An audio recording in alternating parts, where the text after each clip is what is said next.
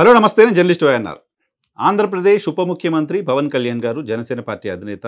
ఆయన ఇటీవల వెళ్ళిన సందర్భంగా అక్కడికి వెళ్లకుండా తనని అడ్డుకుంటున్నారు అని కామెంట్ చేశారు. పవన్ కళ్యాణ్ గారు ఇలాంటి వ్యక్తి, పార్టీ అధ్యక్షుడు, ప్రభుత్వంలో కీలకమైన స్థానంలో ఉన్న వ్యక్తి తనని అక్కడికి వెళ్లకుండా అడ్డుకుంటున్నారు లాంటి ఒక మాట మాట్లాడడం అనేది ఖచ్చితంగా చిన్న విషయం కాదు. పవన్ కళ్యాణ్ గారు ఎందుకు ఆ మాట మాట్లాడారో తెలియదు కానీ ఎవరు ఆయన్ని ఆపారు? ఆయన ప్రభుత్వంలో, ఆయన భాగస్వామిగా ఉన్న ప్రభుత్వంలో, ఆయన పార్ట్నర్గా ఉన్న ప్రభుత్వంలో ఆయన్ని ఆయన ల్యాండ్లోకి వెళ్లకుండా ఎవరు ఆపుతారు? మనల్ని ఎవడరా ఆపేది అని పవన్ కళ్యాణ్ ఒక ఫేమస్ డైలాగ్ ఉంది. ఇక్కడ ఎవరు ఆపారు ఈయన్ని? ఎందుకు ఆపారు ఈయన్ని? ఆపిన వాళ్ళకి ఇన్స్ట్రక్షన్ ఇచ్చిన వాళ్ళు ఎవరు? ఆపమని చెప్పిన వాళ్ళు ఎవరు? అలా ఇన్స్ట్రక్షన్స్ ఇచ్చిన వాళ్ళ పైన పవన్ కళ్యాణ్ ఒపీనియన్ ఏంటి? అధికారులు ఎవరో చెప్పకుండా పవన్ కళ్యాణ్ అక్కడికి వస్తే మీరు అక్కడికి వెళ్ళొద్దు, ఇక్కడికి వెళ్ళొద్దు అని ఆపుతారా? ఆ అధికారులకు బాస్ ఎవరు?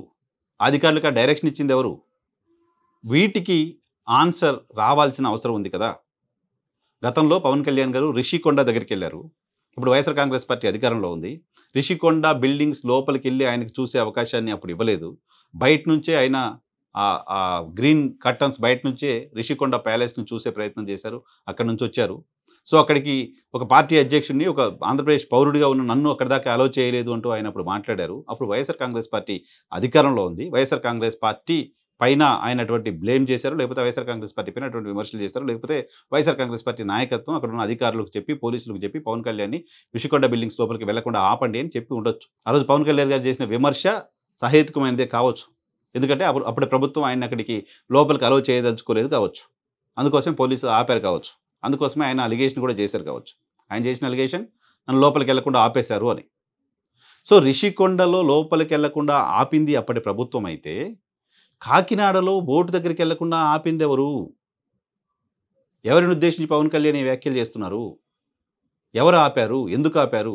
వీటికి ఖచ్చితంగా ఆన్సర్స్ రావాల్సిన అవసరం ఉంది. సేమ్ టైం పవన్ కళ్యాణ్ ఢిల్లీ వెళ్ళి వచ్చిన తర్వాత, ఢిల్లీకి వెళ్ళి వచ్చిన తర్వాత, ఢిల్లీలో కేంద్ర నాయకత్వంతో సుదీర్ఘ మంతనాల తర్వాత, ఢిల్లీలో బీజేపీ ఎంపీలకు, తమ పార్టీకి సంబంధించిన నాయకులకు విందు ఇచ్చి వచ్చిన తర్వాత ఆయన నేరుగా కాకినాడకి వెళ్ళారు. అక్కడ బియ్యం అక్రమ రవాణా పైన మాట్లాడారు. బియ్యం అక్రమ రవాణా అంశానికి సంబంధించి అడ్డుకుంటుంటే నన్ను ఆపేస్తున్నారు అని చెప్పి మాట్లాడారు. సివిల్ సప్లై శాఖ ఆపిందంటే సివిల్ సప్లై శాఖ మంత్రి నాదెండ్ల మనోహర్ గారు పక్కనే ఉన్నారు. ఓ డిప్యూటీ సీఎం, ఒక క్యాబినెట్ మంత్రి బోటుకు వెళ్లకుండా ఆపింది. అన్ఫార్చునేట్లీ ఆంధ్రప్రదేశ్లో ఈ ప్రశ్నని రైజ్ చేసే మీడియా కూడా లేదు కాబట్టి ఈ ప్రశ్న నేను రైజ్ చేయాల్సి వస్తుంది. ఆంధ్రప్రదేశ్లో మీడియా అంతా ఇది చాలా పెద్ద ఇష్యూ కదా. నిజానికి కూటమిలో సర్కార్లో భాగస్వామిగా ఉన్న వ్యక్తి నన్ను అక్కడికి వెళ్లకుండా ఎవరో ఆపేస్తారని అలిగేషన్ చేయడం అంటే నేరుగా చంద్రబాబు నాయుడు గారిపైన అలిగేషన్ చేసినట్టు కాదా? ఇక్కడ నుంచి మీరు అక్రమ బియ్యాన్ని ఎలా తరలిస్తున్నారంటే స్థానిక తెలుగుదేశం పార్టీకి సంబంధించిన ఎమ్మెల్యే పైన పవన్ కళ్యాణ్ గారు ఆగ్రహం వ్యక్తం చేశారో, లేకపోతే ఆయన నిలదీశారంటూ వార్తలు వచ్చాయి. అక్కడ అక్రమ రవాణా ఎమ్మెల్యే కంట్రోల్లో ఉంటుందా? పోర్ట్ అంతా ఎమ్మెల్యే కంట్రోల్లో ఉంటుందా? ఎమ్మెల్యే తెలుగుదేశం పార్టీ ఎమ్మెల్యే కావచ్చు, ఎమ్మెల్యే కంట్రోల్లో ఉంటుందా?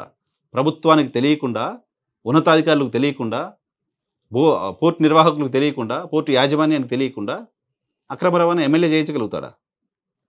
సో తెలుగుదేశం పార్టీ ఎమ్మెల్యే పైన ఆగ్రహం వ్యక్తం చేయడం అంటే అది నేరుగా తెలుగుదేశం పార్టీ నాయకత్వాన్ని ప్రశ్నించినట్లు కాదా? అధికారులు ఇక్కడికి వెళ్లకుండా నన్ను ఆపుతున్నారు అంటే అది నేరుగా ముఖ్యమంత్రి గారిని ప్రశ్నించినట్లు కాదా?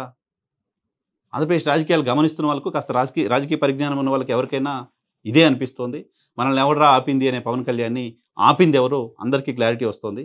బట్ ఆ తర్వాత పవన్ కళ్యాణ్ గారు మళ్ళీ వెళ్ళి చంద్రబాబు నాయుడు గారిని కలిశారు. వాళ్ళిద్దరు కలిసి ఇలా కార్డియల్గా మాట్లాడుకోవడం కనిపించింది. సో పవన్ కళ్యాణ్ గారు అక్కడ కాకినాడ పోర్టు దగ్గర రైజ్ చేసిన ఇష్యూ పైన ఈరోజు క్యాబినెట్లో చర్చించబోతున్నారు. చర్చించి మారిటైమ్ పాలసీని తీసుకురాబోతున్నారు అంటూ చెప్తున్నారు. సో చూడాలి, పవన్ కళ్యాణ్ గారు రైజ్ చేసిన ప్రశ్నలకు క్యాబినెట్ సమావేశం తర్వాత అయినా పరిష్కారం దొరుకుతుందా?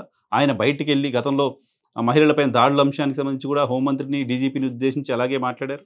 ఆ తర్వాత క్యాబినెట్లో చర్చించి దానికి ఏదో పరిష్కారం అంటూ, ఆ తర్వాత సోషల్ మీడియాలో మాట్లాడిన వాళ్ళపైన కేసులు పెడుతూ దాన్ని ప్రభుత్వం తనకు అనుకూలంగా మార్చింది లాంటి ఒక ఇంప్రెషన్ కనపడుతోంది. సో ఇప్పుడు కాకినాడలో రైస్ ఎక్స్పోర్ట్కి సంబంధించిన అంశంపైన ఆయన మాట్లాడిన మాటలు నిజానికి నేరుగా సొంత ప్రభుత్వాన్ని ఉద్దేశించి మాట్లాడిన మాటలుగానే కనపడుతున్నాయి. సొంత ప్రభుత్వాన్ని ఉద్దేశించి మాట్లాడిన మాటలుగానే కనపడుతున్నాయి. దీన్ని క్యాబినెట్ సమావేశంలో ఈ మారిటైమ్ పాలసీ వీటికి సంబంధించిన డిస్కషన్ చేసిన తర్వాత దీన్ని ఎటువైపు తీసుకెళ్తారు, దీన్ని ఏ రకంగా మార్చబోతున్నారు అనేది మాత్రం ఖచ్చితంగా చాలా చాలా చాలా ఆసక్తి కలిగిస్తారు.